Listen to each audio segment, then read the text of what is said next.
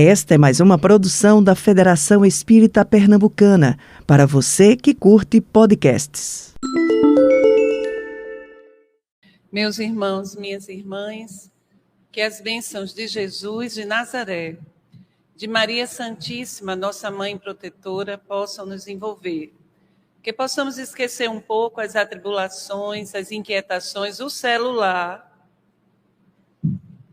Que a gente possa formar uma egrégora, unir nossos pensamentos, nossos sentimentos, porque nós vamos falar sobre Jesus. A terapêutica espírita realmente se dá com o magnetismo, o trabalho no passe, a desobsessão, a água magnetizada, mas sobremaneira e de forma muito especial, quando estamos ouvindo uma palestra, um estudo doutrinário, numa ambiência como esta, adredemente preparada pelos benfeitores espirituais, como se fosse uma enfermaria. Nós estamos também em tratamento. Eu estou, Cris está, nossa irmãzinha também, vocês também. Mas é preciso haver reciprocidade. É preciso estar aqui realmente conectado, realmente procurando formar uma sintonia. Muitos dos senhores que aqui chegaram, quando pisaram aqui na casa de Itagiba, os benfeitores espirituais que lhe tutelam a reencarnação, já vieram antes ter uma conversinha sobre vocês. Olha, o meu amor vai chegar por aí. Está muito perturbado, muito perturbada. E aí nós precisamos saber que não somos folhas soltas. E que se estamos aqui hoje, num domingo de chuva, é porque há um sentido, há uma lógica, há um cuidado muito anterior que vem sendo trabalhado para o nosso equilíbrio e a gente nem se dá conta. Então, que possamos todos nós, e eu também, aproveitar esse momento, esse breve momento em que estaremos juntos, falando de Jesus. Jesus é o modelo e o guia da humanidade. Jesus é o ser que o nosso Pai ofereceu, está lá no Livro dos Espíritos, para que nós, a humanidade do orbe terra, nós pudéssemos vislumbrar, ter uma noção, dar conta de como é um ser cristificado, um ser, irmão nosso, que alcançou tal integração psíquica, afetiva, emocional, profunda com o Pai, que se torna um Cristo. Então, ele é o nosso modelo. E é nessa percepção do Cristo, nessa visão do Cristo como nosso irmão mais velho, que nós precisamos tirá-lo do pedestal, porque assim ele também não se colocou. Se formos estudar o Evangelho com humildade, com atenção, nós vamos perceber que Jesus andava muitas vezes descalço, raramente calçava sandálias. Quando ele fazia viagens mais longas, quase sempre a pé, de uma cidade para a outra, aí ele calçava. Mas ele andava entre os simples, os desataviados, os párias, os doentes, as pessoas caídas, os atormentados. E ele se coloca como um modelo. Então, nessa perspectiva, a gente precisa sentir Jesus, sentir, pensar Jesus. Jesus precisa fazer um sentido emocional para nós, profundo. Já chega de adorá-lo com o coração vazio. Adorá-lo longe de nós. Já chega. A gente já faz isso há muitos séculos. Há milênios, podemos dizer. Nós, inclusive, guerreamos em nome de alguém que representa a paz. Nós, espíritos caídos e retardatários que somos, nós, inclusive, promovemos guerras fratricidas em nome de Jesus. Que equivocados estivemos. Então, se nesse momento nós abrimos o coração para esses ensinamentos libertadores, esses ensinamentos que ampliam a nossa capacidade de perceber o ser humano, a nossa condição, a humanidade, os nossos irmãos, que é a doutrina dos espíritos, Jesus precisa entrar na nossa casa. Tem até uma música que eu sempre me emociono, que é: entra na minha casa, entra na minha vida, mexe com minha estrutura, sara todas as feridas. Ele precisa mexer com essas estruturas. Há certos padrões comportamentais nossos que nós trazemos há séculos. É difícil mudar. Então, o Espiritismo que é o Evangelho de Jesus de uma forma mais ampla, raciocinada, potente,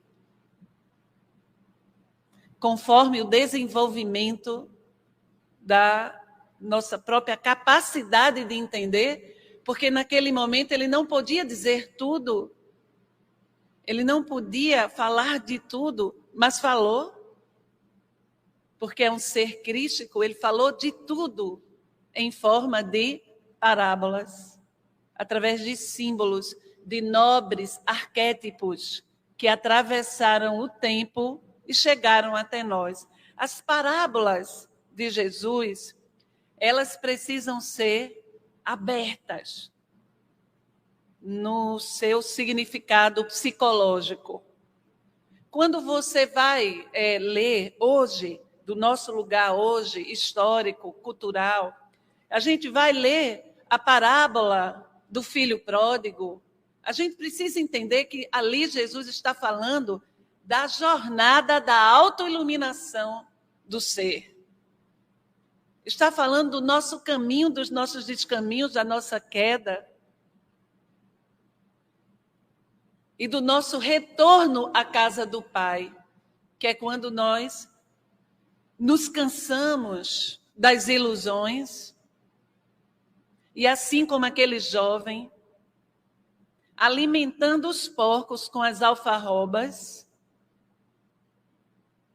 e aquele jovem lembra que na casa do Pai, o mais humilde servo se alimentava com dignidade.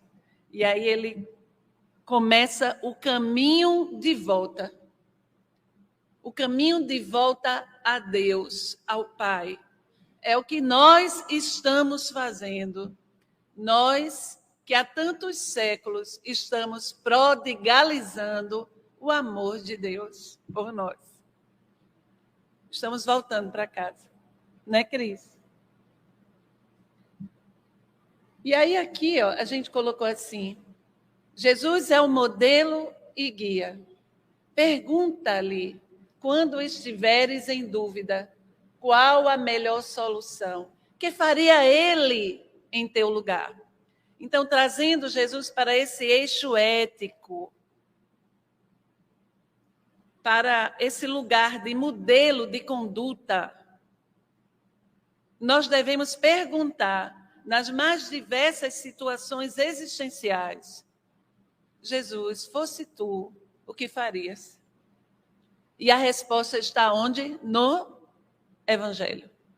Todas as respostas de conduta ética, psicológica, está no Evangelho. É a gente que não quer perceber. Perdoa 70 vezes, perdoa 7 vezes, 70 vezes, 7 vezes. Cada ofensa quer dizer infinitamente. E tantos ensinamentos extraordinários que estão lá nas parábolas, e a gente precisa meditar, sentir, reflexionar e revelar na nossa forma de ser. Pelo menos tentar. Isso pede que nós alcancemos, pelo menos tentemos, façamos um movimento de amadurecimento emocional, amadurecimento psicológico. Essa postura mais alinhada ao Evangelho de Jesus pede que a gente saia desse lugar infantil. A vítima, o coitado, o perseguido. É a criança espiritual, essa criança ferida, que fala. Não aquela outra criança, a criança essencial. Essa outra criança que Milton Nascimento traz naquela música maravilhosa. Há um menino, há um moleque morando dentro do meu coração. Toda vez que o adulto balança, ele vem para me dar a mão. Essa criança interior mais profunda é o si mesmo, é Deus em você. É ela que vai te nutrir quando a sua criança ferida de hoje, ela sofrer as intempéries das circunstâncias existenciais. Então, assumir os processos existenciais de forma mais elegante. Reclamar menos. Assumir responsabilidade. Ter coragem. Isso é ser espírita. Ser espírita e ser cristão é a mesma coisa. Faz sentido? Porque não adianta você acreditar em reencarnação, até porque aqui no Espiritismo nós não acreditamos em reencarnação. Aqui a gente sabe. A gente sabe, essas questões já estão superadas. Não estão na dimensão da fé. Nós sabemos que somos espíritos imortais. Isso aqui a gente não tem discussão mais sobre isso aqui. A discussão é o ser imortal que sou, quando vai se tornar uma pessoa melhor? Essa é a discussão aqui. Esse é o ponto nesse momento. Ou seja, amadurecimento psicológico, amadurecimento emocional. Então, a gente vai trazer a questão 625 do Livro dos Espíritos, para tentar arrematar esse preâmbulo desse estudo de hoje. Para o homem, Jesus constitui o tipo da perfeição moral a que a humanidade pode aspirar na Terra. Deus nulo ofereceu. Ele presentifica, ele corporifica essa perfeição moral. Então, ele é o governador do planeta. O nosso orbe, ele foi feito por ele.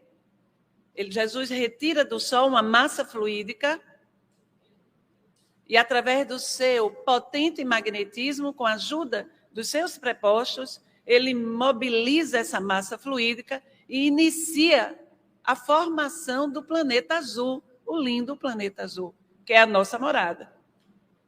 Porque por ter se cristificado, ou seja, por estar em sintonia perfeita com Deus, com o Pai, ele é Deus. Evangelho de João, lá os primeiros versículos do Evangelho de João. No princípio era o Verbo, e o Verbo estava com Deus, e por isso ele é Deus, ou seja, ele cocria, ele faz planetas.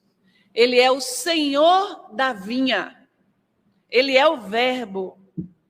Ele não precisava nascer, mas ele é todo amor por nós.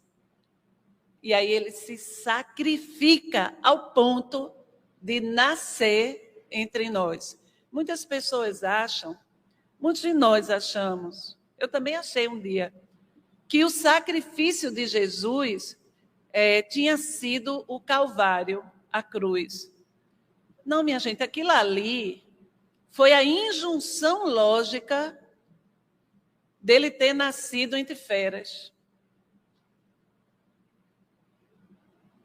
É o resultado. Lógico que ele não ia ser compreendido, que ele ia ser perseguido.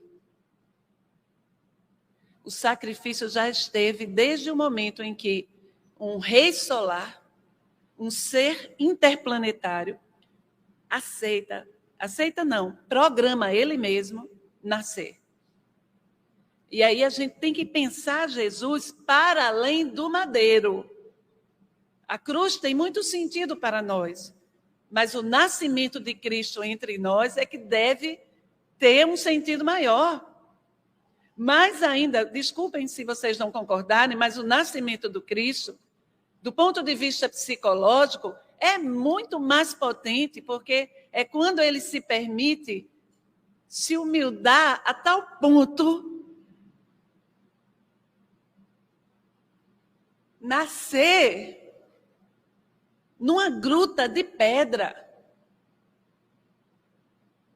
em meio aos animaizinhos, para dizer, eu me fiz tão pequeno por amor a vocês. Então a gente precisa meditar no Cristo, todas as passagens, trazê-lo para junto, pensar nele, montar o rosto dele assim na nossa tela mental, tocar nele espiritualmente, nos conectar, trazê-lo e abrir o coração. Porque faz tempo que nós andamos para bem longe dele, faz tempo. Então, lá na questão 625, os benfeitores espirituais dizem: Deus nos oferece como mais perfeito modelo, e a doutrina que ensinou é a expressão mais pura da lei do Senhor. Porque, sendo ele o mais puro de quantos têm aparecido na terra, o Espírito Divino, o Espírito de Deus, o animava. E aí a gente, depois dele, ninguém mais pode dizer que não sabia, que não sabe, que desconhecia como se comportar. O que fazer para se iluminar? Essa lição, eu peço desculpas porque não tem a fonte em forma de livro. Eu não sei se Divaldo já colocou num livro, mas quando eu trouxe para cá, para esse slide, ele tinha acabado de psicografar, foi em 2015. Aí eu achei tão maravilhosa essa mensagem que eu imediatamente preparei botei no slide. Então, no slide, tem criança que diz, o que é slide? Não sabe nem o que é, né? Tem palavra que só a gente que tem mais de 50 usa. Tem gente que não usa, não sabe nem o que é. Então, Joana de Ângeles, eu vou ler uns trechinhos e a gente vai conversar. Esse texto é da benfeitora espiritual Joana de Ângeles, psicografia de Divaldo. Ela diz assim: no tumulto que assola em toda parte do planeta terrestre, desequilibrando o comportamento humano, parece não haver espaço para a harmonia interior. Tampouco segurança para a vivência espiritual que dignifica e tranquiliza o espírito. As distrações confraternizam com as tragédias, Mas não é assim que estamos vivendo? Distrações confraternizando com tragédias. E os sorrisos misturam-se às lágrimas numa paisagem de ilusão e dor, que empurram suas vítimas para o desencanto, a saturação, o empobrecimento moral e para o vazio existencial. Porque nós estamos tendo hoje, e aí nessa época, em 2015, já os espíritos avisavam que nesse contexto histórico que estamos vivendo, nós teríamos um grande número de pessoas em depressão e também com ansiedade depressiva. Porque a ansiedade, muitas vezes, é a agitação da alma a caminho de uma depressão. Muitas vezes. E aí, hoje, nós estamos com os consultórios lotados de pessoas desencantadas, pessoas saturadas, pessoas em profunda crise existencial. Exatamente porque todas as escolhas que fizemos ali no passado, mais além e alhures, longe do Cristo, todos os caminhos que escolhemos para adiar a nossa iluminação, todas, como é que chama? Quando a gente pega um atalho, todo atalho, nada está funcionando. Nós estamos tristes, vazios, inquietos, deprimidos, ansiosos. Isso significa que ou mudamos ou vamos adoecer cada vez mais. Então, isso assinala, esse adoecimento coletivo, planetário, revela que a nossa cultura, essa forma de ser e de estar no mundo, este paradigma egocentrado, individualista, antifraterno, não solidário, violento com a natureza, essa profunda desconexão, esse paradigma está com os dias contados. Porque nós não estamos mais suportando. Então, precisamos mudar. E aqui na doutrina espírita, nós sabemos que essa crise paradigmática aponta para um outro lugar, que é quando o orbe vai deixar de ser plano de provas e expiações e se tornará um plano de regeneração. Então, vou adiantar aqui. E aí Joana diz, multiplicam-se assustadoramente os agentes de hipnose do consumismo, fuga da realidade, transformando-se em mecanismos impotentes para preencher as lacunas da alma sedenta de paz. Não é isso que estamos vendo? E um número incontável de pessoas que não possuem porque desconhecem o sentido profundo da reencarnação. Encanta-se com essas fantasias que logo são substituídas por outras ansiosas e instáveis que desaparecem na voragem dos conflitos em que sucumbem sem consciência do que lhes acontece. Daí porque, quando nós entramos em crise, agradeçamos com humildade. No final do ano passado, eu comecei a ficar inquieta. Crise, era uma crise interna. Angustiada. E aí, nas minhas meditações, olhei para dentro dos meus arcanos internos e perguntei à minha alma, por que você está assim?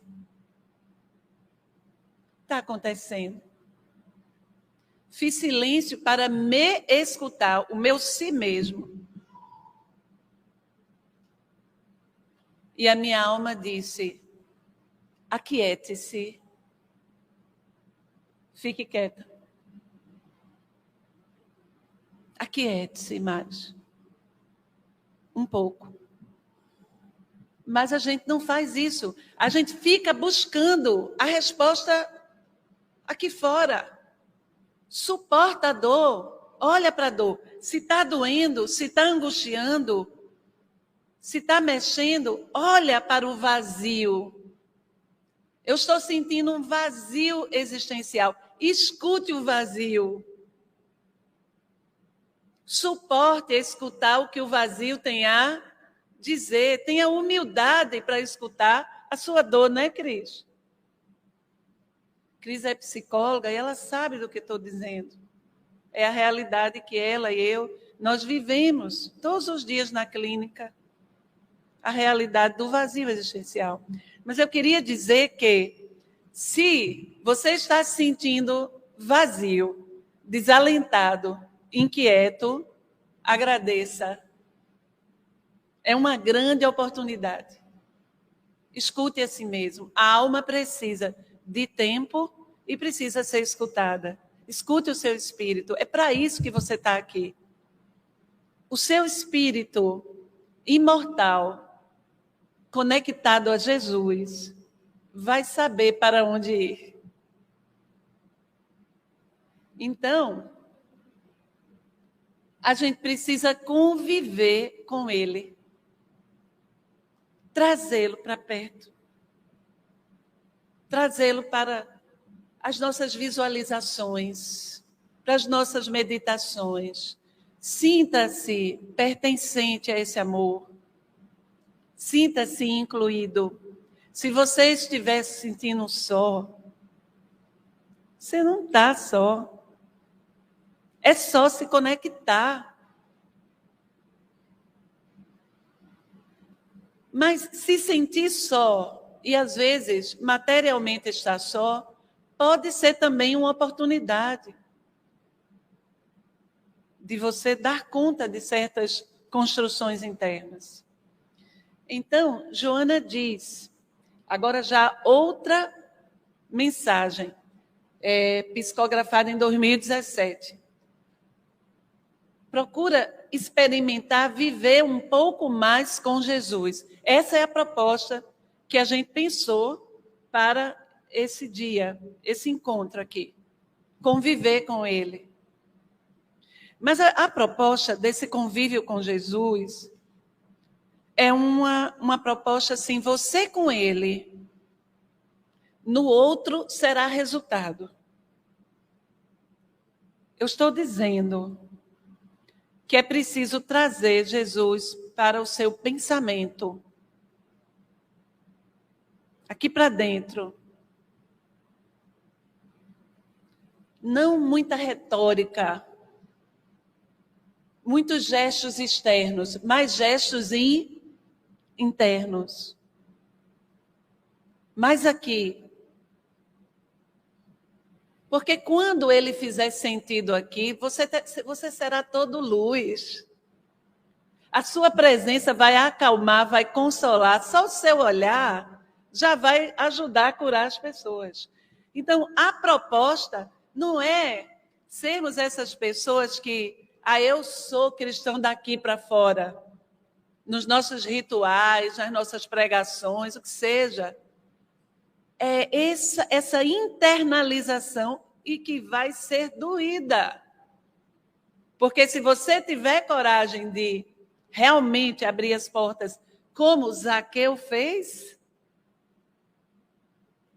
se você tiver a coragem de Zaqueu, vai doer, viu?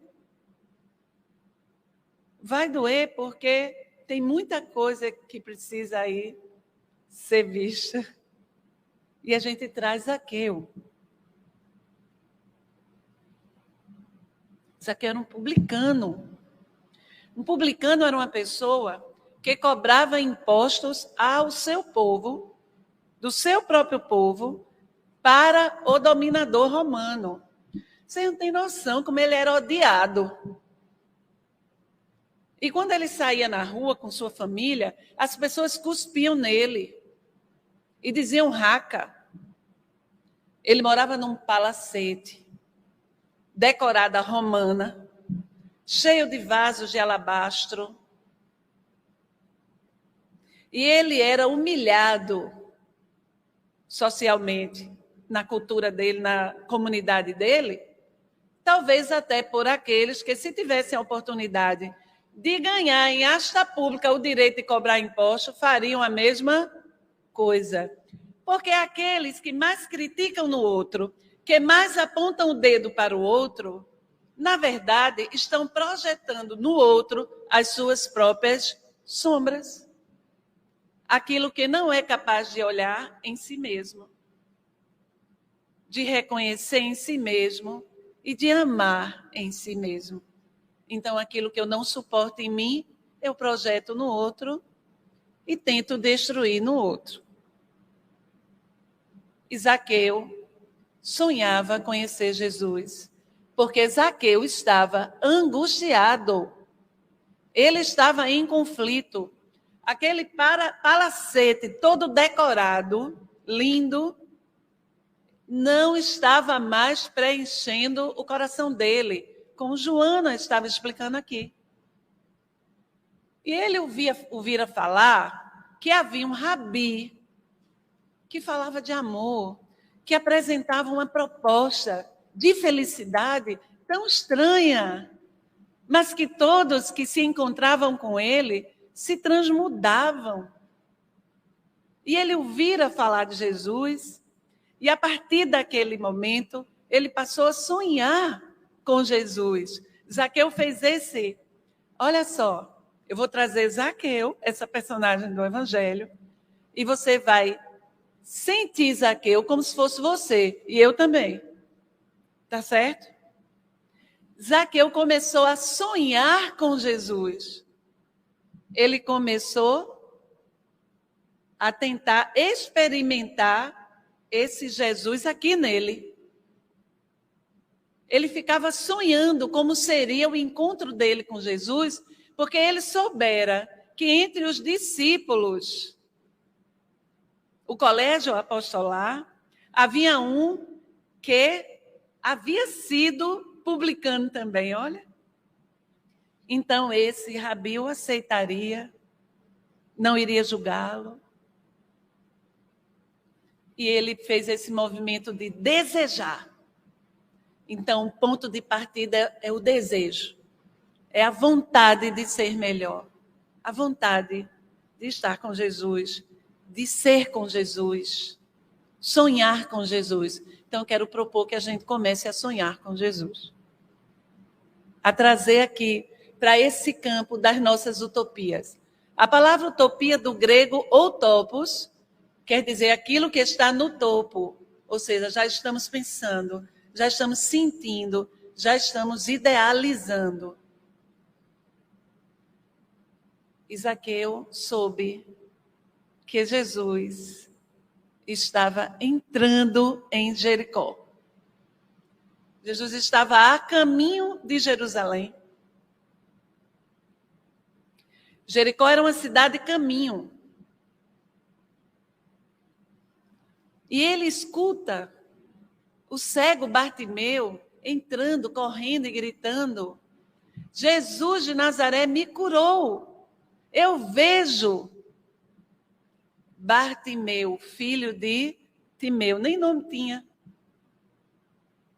Ele havia sido curado. Mas vamos deixar a janelinha de Zaqueu aqui. Zaqueu escutando que Jesus estava nas portas da cidade, todo alvoroçado. Vamos deixar aqui essa cena? E vamos lá para minutos antes, na porta da cidade, no portal da cidade.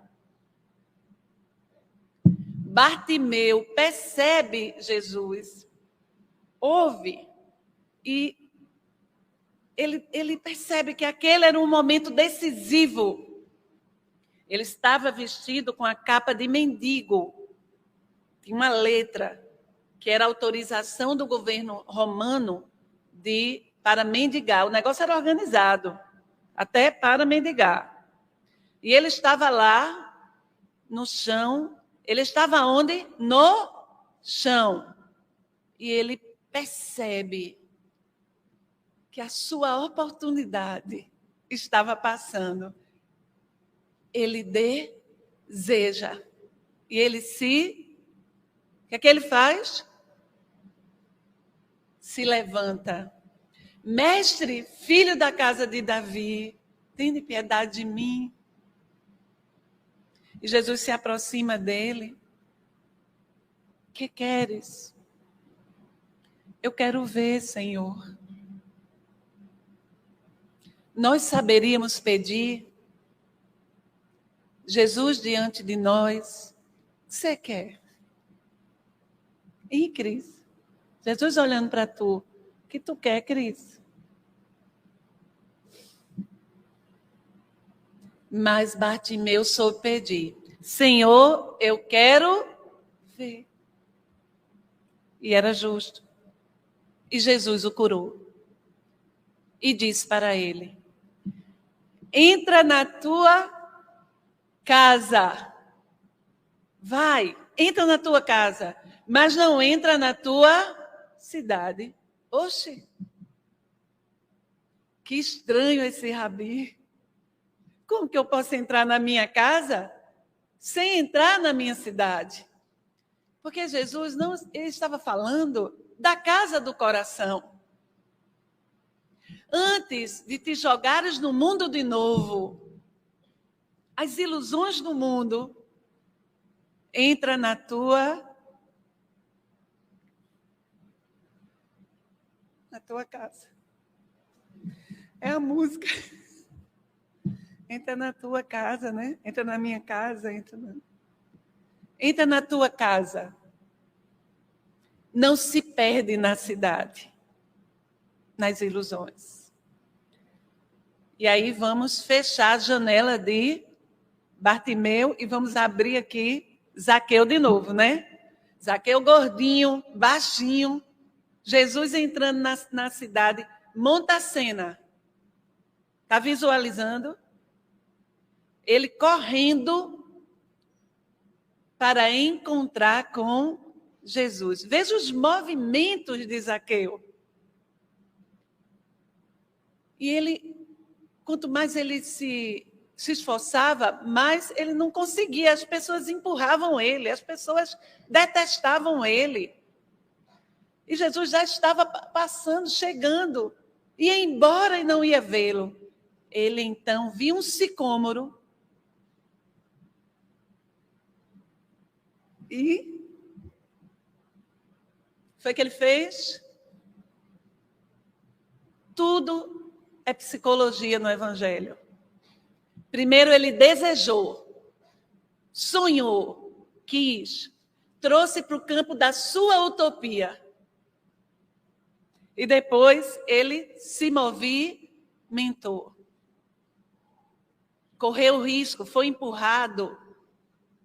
Mas ele viu um sicômoro e o que ele fez? Ele era gordinho e baixinho. O que ele fez? Bora?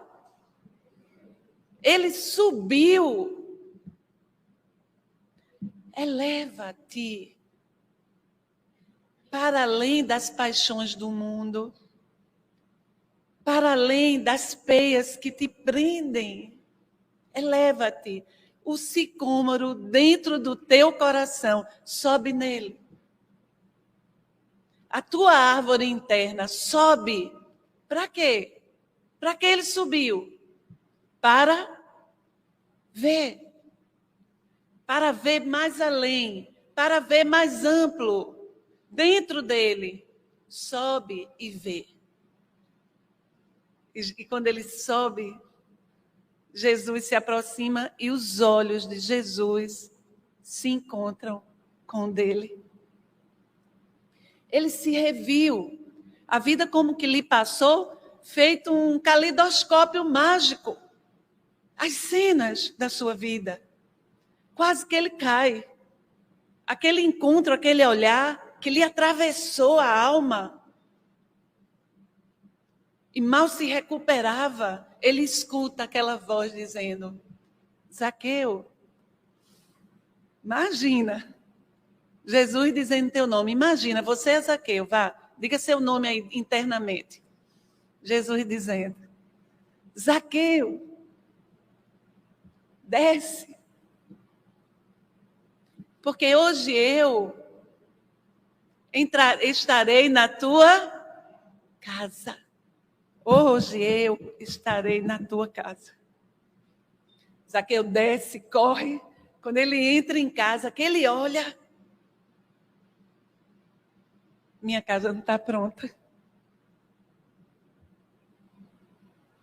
Era muita coisa desnecessária. Era muita futilidade. Ele se envergonhou. Terceiro movimento. Como que Jesus vai entrar na sua casa cheia de rancor? Cheia de mágoas? Todo esse lixo emocional que está aí dentro de você, como que ele vai entrar? E aí, como Zaqueu, faça o desapego. Bote para fora. Entregue. Libere. Abra espaço para Jesus. Abre espaço. Zaqueu arrumou a casa. Aprontou os meninos, a esposa, e foi para frente esperar Jesus. Quando ele estava na frente da casa, as pessoas passavam e diziam: temos certeza que este rabi realmente é um impostor, porque vai se hospedar na casa deste réprobo. E aí vem o quarto movimento de Zaqueu, que se chama resistência. As vozes, essas vozes internas, principalmente as vozes internas. Não estou falando nem das externas, porque vai ter também, mas as internas, puxando você para baixo. Aquela vozinha dizendo: eu não mereço. Aquela culpa, aquela baixa autoestima. Essas vozes puxando você para esse lugar da desesperança, da descrença. Mas, como Zaqueu, devemos resistir. Eu mereço. Eu mereço. Jesus disse que ia entrar na minha casa, ia se hospedar na minha casa. Então, se ele disse, eu mereço. E aí Jesus se hospeda na casa de Zaqueu. Nós sabemos que aquele ser começou uma grande revolução ali. Ele passa a seguir Jesus. E ele é esse espírito tão amado nosso. Hoje, responsável pelo movimento espírita brasileiro, Dr. Adolfo Bezerra de Menezes, é o mesmo espírito, Zaqueu. Se Zaqueu não tivesse tomado a decisão ali, nós não teríamos doutor Bezerra. Aí a questão é, quando você vai decidir? A sua decisão será quando? Cada um no seu tempo, né? Joana fala, acalma as ansiedades do prazer por um pouco e silencia o desespero que urde soluções perversas para as situações mais complexas e tormentosas. A gente precisa aprender a não desesperar. Há situações que são graves, estamos vivendo um contexto de grande turbulência. Procuremos viver cada dia presente no nosso dia, presente na nossa família. Essa foi uma decisão que, particularmente, se os bombeirinhos passarem, particularmente, tomamos. Olhar para quem estava perto de mim. Eu tinha me expandido demais e eu não estava vendo quem estava perto, estendendo a mão, pedindo o meu olhar. Foi uma das razões da minha angústia, porque eu não estava dando conta. Volta para dentro de ti, redireciona. Por isso que a gente deve agradecer aos estados de angústia, porque os estados de angústia são chamados da alma. A gente tem que ter coragem de conversar com a angústia. O que é que ela está dizendo? Por que eu estou angustiado? Zaqueu, por que ele estava angustiado? Foi a angústia, a partir da angústia que ele fez esse movimento. Mas o que é que a gente faz diante da angústia? A gente toma uma. O que mais que a gente faz? A gente usa os escapismos, não é isso? E a gente tem toda a modalidade de fuga de si mesmo, cada uma mais original que a outra, cada um com sua modalidade. Não é, Cris? Você nem acredita. Tem até a fuga de si mesmo na casa espírita. A criatura vem para a casa espírita, trabalha, faz tudo, mas não se conecta com ela. Chico diz que tem um umbral só para esse tipo de gente. Só para espírito. Está achando que umbral é um lugar ruim, é? Não, é protegido. Tem esse para a gente. VIP. Passa anos trabalhando na casa espírita e nunca olhou para si mesmo. Se por acréscimo de misericórdia, lembre muito bem, viu? Acréscimo de misericórdia. Você for aceito em alguma tarefa da casa espírita, é por misericórdia. Aproveite. A cada momento que você estiver servindo, entregue o seu coração a Jesus. Entregue a tarefa a Ele. É dele, não é sua. É por Ele, para a humanidade. Nada é nosso. Faz sentido? Então, nós podemos passar anos fazendo coisas massa. Teremos mérito, porque a gente trabalhou. Mérito tem.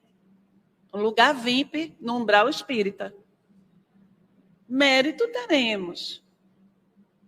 Mas vamos chorar muito. Porque o grande projeto estava onde? Qual era a casa a ser construída? Então, onde você estiver, seja na casa espírita, seja no seu trabalho, onde você estiver, atue, haja com este propósito, lembrando do seu projeto pessoal, ser uma pessoa melhor, cada vez mais conectada a Jesus. Então, pensa nele, na sua vida, pensa na filosofia que Jesus propôs. Traze Jesus para conviver no teu lar, no teu dia a dia, em tuas emoções e em teus pensamentos. Como falávamos no início, familiariza-te com os ensinamentos de Jesus, incorporando as tuas atividades, incorporando. Não é para ser espírita na casa espírita, não. Não é para ser cristão nas práticas da doutrina religiosa que você professa. Tem que ser esse quer fazer, essa prática todas as horas da nossa vida. Observa os tipos que Jesus elegeu para conviver e ficarás surpreso, considerando-se os preconceitos e caprichos da época. Repare bem nos preconceitos que eu tenho, nós temos ainda. Vamos começar por isso. Fala em ética. Veja com quem Jesus andava. E a gente cheio de pantin, né? Criticando.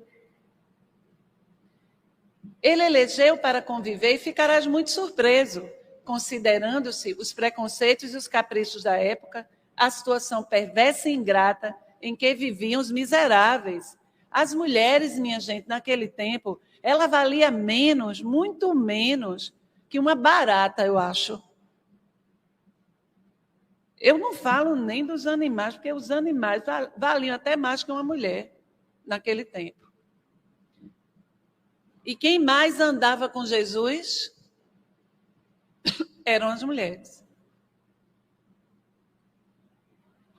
Foram esses, exatamente, aqueles que eram detestados pela conduta que se permitiam, pela situação deplorável em que viviam, que ele elegeu para amigos e companheiros de sua convivência diária, nas tascas e ultrajantes ruas do abandono do tempo em que ele viveu, levando-lhes o conforto e a esperança.